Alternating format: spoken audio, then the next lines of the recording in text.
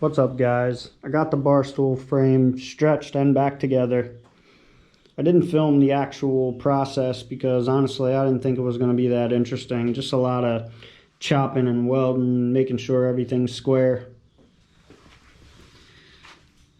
I did cut 2 sections of tube, stretch it out, welded them in, welded in 2 crossbars. I used the existing steering system off the bar stool, just cut it real short and welded it in. And then I cut the plate off the front where it was standing straight up and added another plate and some side gussets to get the angle I wanted. Then I started building the mini truck skeleton, body skeleton I guess you would call it. I ran a tube across the top of the other side because I only plan on putting a door on this side, and it will have a functional door to make it easier to get in and out.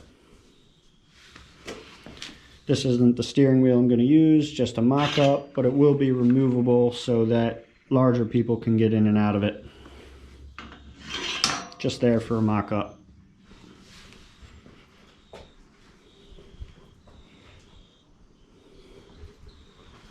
Starting to come together, starting to actually look like something.